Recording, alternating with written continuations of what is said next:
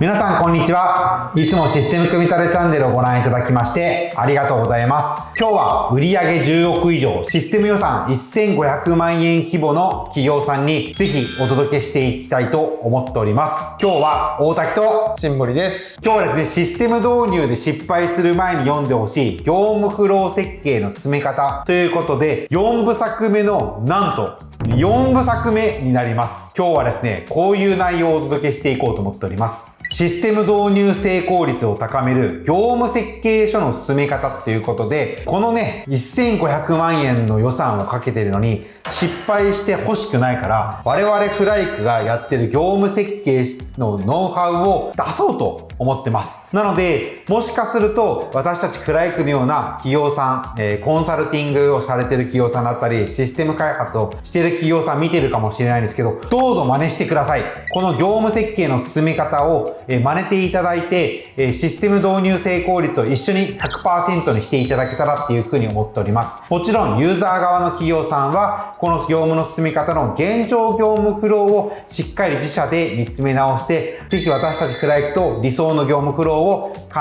えていきましょう。成果努力で作られる。早速スタート。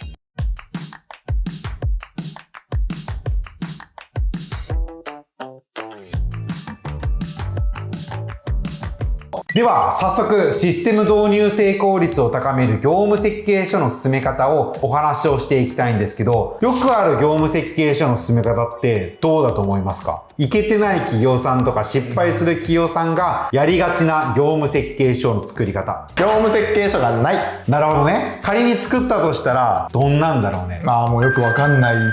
やつ。何よくわかんないやつって。その業務してる人しか見てもわからない。業務設計書、業務フローの洗い出しの進め方のポイント3つあります。1つ目、新人が見てもわかりやすい用語で記載する。まさに新堀さんが言ってくれたような専門家しかわからない、自分たちしかわからない用語っていうのは作っても無駄なんですよね。なので、新人が見てもわかりやすい用語で記載すること。この理由は後ほどお伝えします。そして、ポイントの2つ目。まずはシンプルパターンから考える。そして、3つ目は書き方はシンプルかつ大胆に。では早速一つ一つ解説をしていきたいと思います。ポイントの1つ目、新人が見ても分かりやすい業務設計書を作る理由なんですけど、これなんでと思いますか？あれが見てもわかる状態にしておかないと意味がないから。なんで意味がないの？存在意義がないという。かわいそう。せっかく頑張って資料作ったのに。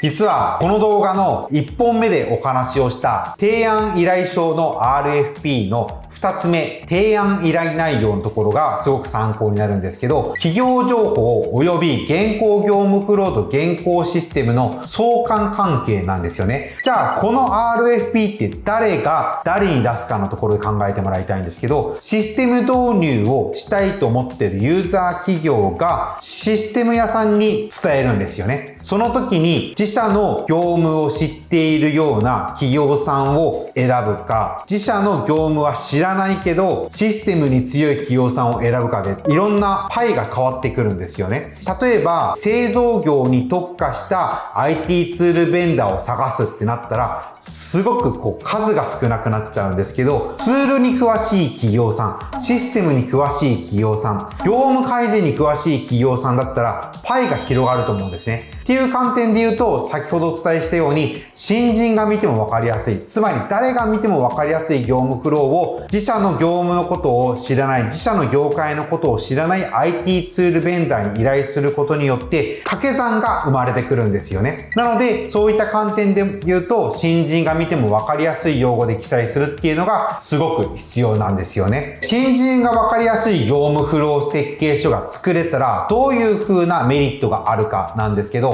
システムや機能ありきのコミュニケーションではなくて、どんなシステムがあれば自社のビジネスってどう発展するんだっけ、他には社内業務効率化が高めれるんだっけっていったディスカッションができるんですよね。なんでこれができるかっていうと、自部門じゃなくて他部門も分かりやすい設計書だからなんですよね。自分だけが分かりやすい設計書、専門家じゃないと分からない設計書って自分のことを自分が見て改善ポイントで見るのって難しいと思うので、あくまで他人人の目線で、第三者の目線で判断をしてもらって、なんでここってこういう風な業務してるの、これってこれやらなくていいんじゃないっていうのを言ってもらうために、コミュニケーションを取るための必要なツールの一つであったりもします。そして2つ目、まずはシンプルなパターンから考えるなんですけど、業務フローの洗い出しは完璧主義者で進めないっていう風なところですよね。3本目の動画でシンボリから発言があったんですけど、レアパターン、レアケース、年に1回や2回しか発生しない業務をシステム化しないっていったところにもつながっていくんですけど、業務フローは完璧主義者で進めちゃうと、いつまで経っても完璧ができないです。100% を目指すことはできないです。なので、初めから 70% 程度の完成度をイメージすることです。つまり、基本形とか標準形とか、シンプルパターンで洗い出しをすることが重要なんですよね。なので、その後、70% 程度完成した後に、イレギュラーケースを検討していって、年に1回発生する業務の対応方針は、じゃあシステムで構築する必要あるんだっけ？例えば発生頻度が半年に1回だったらマニュアルで対応しませんか？とか、月に1回だったらシステムで実現することによるビジネスメリットだったり効率化ってどういう風なことがあるんだっけっていう風なことを考えることによって 70% から 73%、75%、80% といった徐々にイレギュラーケースにも対応できるようなシステムに育てることができるんですよね。そしてポイントの3つ目なんですけど、書き方はシンプルかつ大胆になんですけど、業務フローの書き方とかお作法っていうのはたくさんあるんですよね。JIS であったりとか、データフローズであったりとか、UML アクティビティーズっていう風な、たくさん書き方があるんですけど、重要だとは思います。ただ、それを全部乗っ取って業務設計をするための業務フローの知識がいるかっていうと、いらないと私たちは思っております。ただ、覚えておくと便利な記号はあります。例えば、開始と終了を書くときには、こういう風な記号を使ったりとか、作業をするときには四角形を使ったりとか、右側のデータベースを作るときにはこういう風な箱を作ったりとか、こういう風なことを少なくとも知っておくと、便利に共通言語で話すことができるので、こういう風な共通言語だけは知っておくと便利だと思います。では、具体的に私たちフライクがどういう風に業務フローを書いていってるかについてお伝えをしていきたいと思います。まず書き方のポイントが3つあります。1つ目が登場人物の流度。2つ目が業務の流れを意識すること。そして3つ目はシステムだけではなく紙書類といったアナログも含めることなんですよね。例えば登場人物の流度で言うと、まず組織図をあらかじめ用意してください。例えばコーポレート事業部、IT コンサルティング事業部、テクノロジー事業部といった事業部単位でのヒアリングをしていくのか、人ベース、役割ベースでするのか、もしくはもっともっと細かい人ベースですね、確認するのかっていった登場人物の流度を確定することです。そして2つ目なんですけど、業務の流れを意識することです。意識するべきポイントは7つありまして、誰が実施するのか、どのタイミングで実施するのか、何があった時にその作業を実施するのか、何の業務を実施するのか、結果は何か、そして意外と忘れがちなんですけど、6つ目の開始と終了ですね。それがどういうタイミングで行われて、いつ終わりって判断できるのか、そしてちゃんと時系列に沿って考える。です。もちろんその開始と終了と時系列っていうのは部署間の境目の業務が多くなるとボールが行ったり来たりするので、しっかりとどういう風な情報を誰に渡すのかっていうのを決めていく必要があります。具体的にどういう風な書き方をするかっていうと、業務フローの例として見込み顧客からの問い合わせ、案件対応、受注の流れなんですけど、新森さん、これフライクでビフォーアフターで一番初めに作った資料なので2020年から変わっていないんですけど、こういう風なフロー図を用意していない企業さん意外と多いなと思ってて、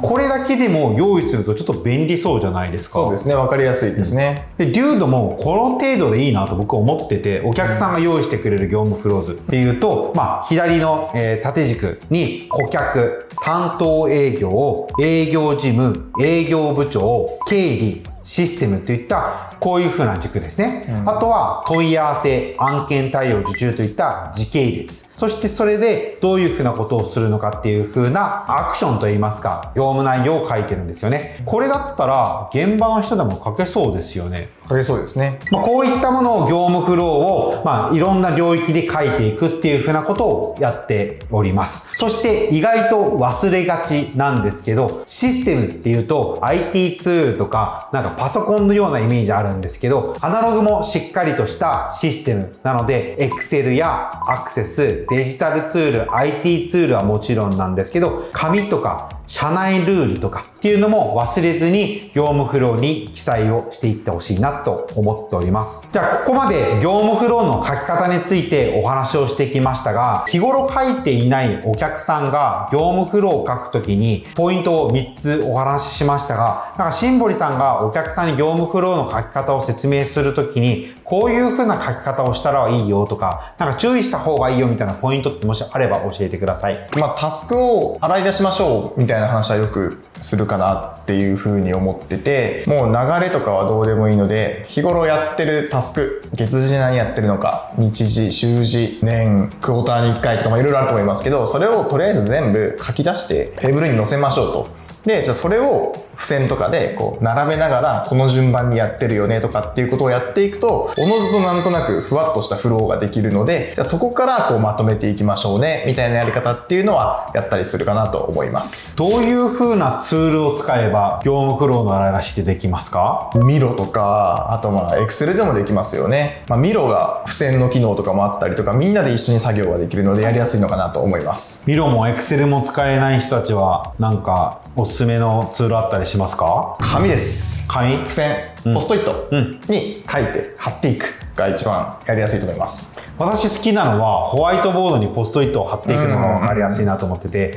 カテゴライズというかこの書けるじゃないですか、はい、あと消せるし、紙だったらなんか消すときに消しゴムめんどくさいなと思っちゃうので、なのでホワイトボードにポストイットを貼っていくみたいな観点でもいいのかなと思ってます。色も分けれますしね、じゃあ最後にですね、この4つの動画を通してちょっと伝えたかったことを最後お話をして、この動画を締めくくりたいなと思ってます。数千万円から数億円の大規模システム、そして全体最適化を見据えた組織全体の業務改善として取り組みをされている企業さん多いと思うんですけど、会社の大切な利益を投資して未来の売上とか利益を作ることを考えて投資をしていると思うんですが、意外とその投資額とか投資をするお金の準備とか倫理っていうのは一生懸命やってる企業さん多いと思うんですけど、意外とこういうふうな RFP を用意するとか業務設計書を作るっていう企業さんしていないんじゃないかなって思ってるんですよね。ただ私たちフライクでは限りある経営のリソース、人、物、金、情報ですね。特にお金の部分ですね。お金がもったいない投資をしてしまって無駄な浪費に終わっている企業さんなくしたいなと思っているので、導入成功率を 1% でも上げるためにこういう風なノウハウを皆さんにお届けをしているんですよね。なのでこういう風な思いに共感してくださった我々のような企業さんであったりとか、もちろんユーザー側さんでも我々フライクと一緒にビジネスができると嬉しいなと思っております。最後、この動画を撮るためにですね、僕はどうだろうな、30時間ぐらい使ってるんですよ。実はホワイトペーパーを作るのに、200万円ぐらいで、ホワイトペーパーは自社で作ってるんじゃなくて資料をきれいに作ってくれる外注さんにお願いしているので、実は数十万円かかってるんですわ。ただそういう風な思いでしっかりとシステム導入成功率を高めたいと思っているので、ぜひ無料でダウンロードできますので、こちらのホワイトペーパーですね、概要欄に貼っておきますので、ぜひダウンロードしてみてください。私たちフライから営業はしないですし、ダイレクトメールもそんな頻繁にはしないので、なんか気になった企業さんがいらっしゃればさせていただくこともあると思いますので、その時には我々の方からお声掛けさせていただきます。今日はここまでです。ここまでお聞きいただきましてありがとうございました。ぜひ最後まで聞いてくださった方、いいねボタンよろしくお願いします。このような動画をですね、皆さんに週に1回はお届けしていきたいなっていうふうに思っておりますので、チャンネル登録よろしくお願いします。次の動画アップまでお楽しみに。バイバーイ。